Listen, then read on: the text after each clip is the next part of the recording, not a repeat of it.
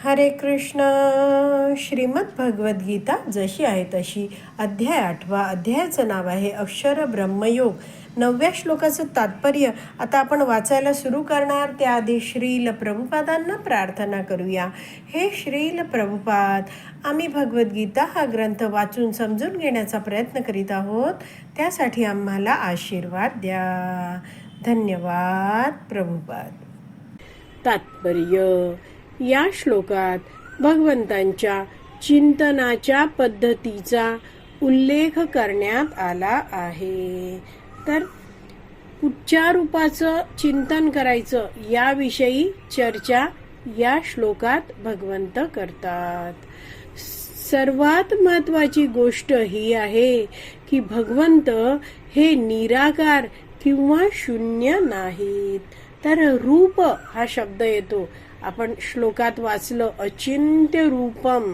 तर भगवान श्रीकृष्णांचं अतिशय सुंदर सच्चित आनंदमय असं विग्रह रूप आहे आणि त्याच रूपाचं चिंतन करा असं भगवंत म्हणत आहेत. आणि भगवंत हे निराकार किंवा शून्य नाही आहेत. कुठच्याही वैदिक शास्त्रामध्ये भगवंत हे निराकार आहेत, शून्य आहेत असं लिहिलेलं नाहीये. कोणत्याही निराकार अथवा शून्यावर मनुष्य ध्यान करू शकत नाही, कारण असे ध्यान करणे अतिशय कठीण असते. तर आपण तर एक जाणलं की भगवंत हे निराकार नाही आहेत, पण आपण भागवतमचा जो श्लोक आहे पहिल्या स्कंदात सांगितलेला त्याच्यानुसार आपण जाणतो की परम सत्य आहे, त्याच्या साक्षात्काराच्या 3 पायऱ्या असतात: ब्रह्मन, परमात्मा आणि भगवान. तर भगवान श्रीकृष्ण आहेत ते गोलोक वृंदावन मध्ये राहतात. त्यांच्या शरीरातून दिव्य तेज प्रकाश सतत बाहेर पडत असतो. त्यालाच ब्रह्मन किंवा ब्रह्मज्योती असं म्हटलं जातं. आणि हेच भगवंत भौतिक जगतात जीव जो भौतिक शरीर धारण करतो त्याच्या हृदयात परमात्मा रूपात राहतात.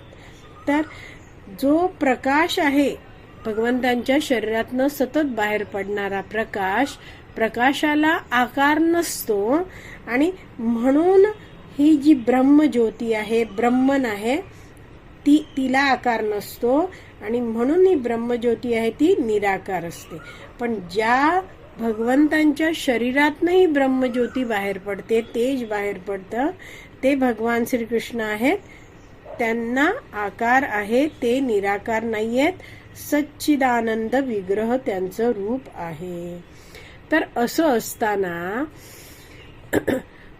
प्रभुपाद इथे समजवत आहेत की लोक अनेकदा चुकीचा प्रचार करतात आणि ते म्हणतात की निराकारावर किंवा शून्यावर ध्यान करा. पण हे असं करणं शक्य नाहीये. का? कारण हे अतिशय कठीण आहे. आता समजा मी तुमच्या मधल्या एखाद्या माताजींचं नाव घेतलं तर आपल्याला लगेचच ती व्यक्ती आठवते. आपण म्हणतो त्या माताजी ना, त्या असं करतायत, त्यांना ही कला खूप छान येते. तर अशा प्रकारे जेव्हा आपण एखाद्या वस्तूचं किंवा व्यक्तीचं नाव घेतो लगेचच आपल्याला त्याच्यातले काही कला, गुण, त्याचं रूप हे आठवतं. तर म्हणून प्रभुपाद इथे समजवत आहेत की शून्यावर ध्यान करणं किंवा निराकारावर ध्यान करणं, ज्याला काही आकारच नाहीये, ज्याचं काही रंग, रूप, कसलंच काही सांगितलेलं नाहीये, त्याच्यावर ध्यान कसं केंद्रित करायचं हे करणं, असं ध्यान केंद्रित करणं अतिशय कठीण आहे. पुढे प्रभुपाद लिहित आहेत, परंतु कृष्ण चिंतन करण्याची पद्धत अत्यंत सुलभ आहे आणि वास्तविकपणे या पद्धतीचे वर्णन या ठिकाणी करण्यात आले आहे. तर भगवंतांचं चिंतन करायचं आहे तर ती पद्धत अतिशय सुलभ आहे.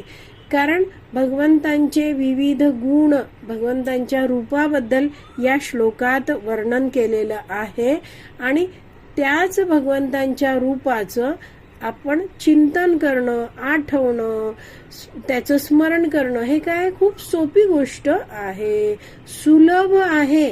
कारण आपल्याला जसं आपण भगवंतांचं नाव घेऊ त्यांचे नाम, रूप, गुण, लीला सगळं आठवणार आहे. आणि त्याच पद्धतीचं वर्णन या श्लोकात केलेलं आहे. तर आता कुठचे भगवंतांचे गुण या श्लोकात दिले आहेत ते आपण सगळे जाणून घेऊया. प्रभुपाद एक एक शब्द घेत आहेत आणि त्याचं विश्लेषण करून सांगत आहेत. वाचूया. सर्वप्रथम भगवंत हे पुरुष आहेत.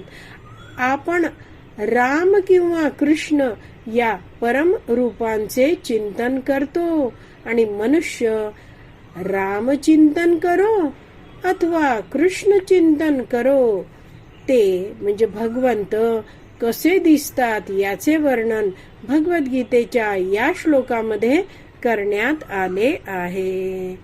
तर भगवान श्रीकृष्णांनी 8.7 या श्लोकात पहिल्या ओळीतच म्हटलं होतं बघा, तस्मात् सर्वेषु कालेषु माम अनुस्मर युद्धच, तू सदैव माझे कृष्ण या रूपाचे स्मरण केले पाहिजे. तर असे हे जे भगवंत आहेत ते एक व्यक्ती आहेत, त्यांचा सच्चिदानंदमय असा दिव्य विग्रह आहे आणि त्यांचं आपण स्मरण केलं पाहिजे. मग आपण प्रभू श्री रामचंद्रांचं स्मरण करू किंवा भगवान श्रीकृष्णांचं चिंतन करू. तर ते कसे दिसतात ह्याचं वर्णन, त्यांच्यामध्ये काय गुण आहेत त्याचं वर्णन या श्लोकामध्ये आपण वाचत आहोत. पुढे वाचते आहे, भगवंत हे कवी आहेत. पहिलाच शब्द आहे बघा श्लोकाचा, कवी म्हणजे ते सर्वज्ञ आहेत. अर्थात ते भूत, वर्तमान आणि भविष्य सर्व काही जाणतात. तर भगवंत प्रत्येक जीवाचा भूतकाळ, वर्तमान काळ आणि भविष्य काळ सुद्धा जाणतात. आपण प्रत्येक जीवाने या भौतिक जगतात आतापर्यंत किती शरीर धारण केली आहेत आणि त्या शरीरात राहून आपण रोज काय काय केलं होतं, काय कृत्य केली होती, काय विचार केले होते, हे सगळं काही भगवंत जाणतात. प्रत्येकाचा वर्तमान काळ पण जाणतात आणि भविष्य पण जाणतात. असे भगवंत आहेत, ते कवी आहेत म्हणजे सर्वज्ञ आहेत. पुढे वाचते आहे, ते म्हणजे भगवंत आद्य पुराण पुरुष आहेत. कारण सर्व गोष्टींचे मूळ तेच आहेत. सर्व गोष्टींचे जन्मदाताही तेच आहेत. तर आपण दुसरा शब्द वाचला ना श्लोकात, पुराणम, तर पुराण पुरुष भगवंत आहेत. सर्व गोष्टींचे मूळ भगवंत आहेत. तर आपण जाणतोय या वैदिक शास्त्रावरून की भगवंतांनीच सगळं काही निर्माण केलं आहे. सगळं काही भगवंतांच्याच मालकीचं आहे आणि आपल्याकडे असलेल्या सगळ्या गोष्टी आहेत त्या आपल्याला भगवंतांकडूनच प्राप्त झाल्या आहेत. तर त्या सगळ्या गोष्टी आपण भगवंतांच्या सेवेत लावायला हवं. तर आपल्याला जसं सर्व अन्नधान्य, हवा, पाणी, प्रकाश सगळंच आपण भगवंतांच्या कृपेने प्राप्त करतो. तर जेव्हा आपण स्वयंपाक करतोय त्यावेळी अन्न पदार्थांचा नैवेद्य आधी भगवान श्रीकृष्णांना दाखवायला हवा. भगवंतांना जेव्हा आपण नैवेद्य दाखवतो तेव्हा भगवंत आपल्या कृपेची दृष्टी त्या पदार्थांवर घालतात आणि मग आपल्याला प्राप्त होतो तो काय आहे, कृष्ण प्रसाद. तर असा कृष्ण प्रसाद भक्त जेव्हा खातो तेव्हा काय होतं, त्याची भोगी वृत्ती कमी होत जाते, स्वार्थी वृत्ती कमी होत जाते. तर आता आपण पुढे वाचूया. तसेच सृष्टीचे परम नियंता आहेत. तर भगवंत आहेत ते अपूर्ण सृष्टी आहे त्याचे परम नियंता आहेत आणि मानव समाजाचे पालनकर्ता आणि उपदेशक आहेत. तर असे भगवंत आहेत, त्यांच्याबद्दल श्लोकात म्हटलंय अनुशासितारम. तर आपल्याला ही सगळी इंद्रिय सुद्धा भगवंतांनीच दिलेली आहेत आणि त्या इंद्रियांना आपण भगवंतांच्या सेवेत लावायचं आहे. तर असे हे जे भगवंत आहेत, परमेश्वर आहेत, ते परम नियंता आहेत, सगळ्यांचे आपले पालन करता सुद्धा आहेत आणि आपल्याला ते उपदेश सुद्धा देतात. तर असे हे जे भगवंत आहेत ते आपल्या हृदयात परमात्मा रूपात राहता आहेत. आणि दुसरं म्हणजे भगवान श्रीकृष्णांनी ही भगवद्गीता आपल्याला दिली आहे, ती आपल्या सगळ्यांसाठी मार्गदर्शिका आहे. तर असे भगवंत उपदेशक पण आहेत.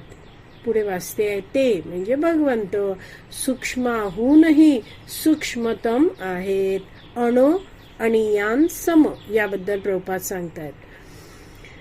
जीव हा केसाच्या अग्राच्या दश सहस्रांशा इतका आहे, परंतु भगवंतांची सूक्ष्मता इतकी अचिंत्य आहे की ते या अणुच्याही अंतरात प्रवेश करतात, म्हणून त्यांना सूक्ष्माहूनही सूक्ष्म असे म्हटले जाते. तर अणो अणियान सम हा आधी शब्द जाणून घेऊया. तर या भौतिक जगतात भगवंत परमात्मा रूपात प्रत्येक जीवाने धारण केलेल्या भौतिक शरीरातील हृदयात परमात्मा रूपात राहतातच, पण या अख्ख्या जगतामध्ये जे काही अणु आहेत, छोटे छोटे छोटे आपल्याला दिसत पण नाहीत, त्या अणूंमध्ये सुद्धा भगवंत परमात्मा रूपात असतात. एवढं कळलं. म्हणून भगवंत सूक्ष्माहूनही सूक्ष्मतम आहेत. आणि जीव जो आहे, आपण जीवात्मा आहोत, त्यांचा आकार किती आहे म्हटलं जातं, बालाग्रत शतभागस्य शतधा कल्पितस्य च.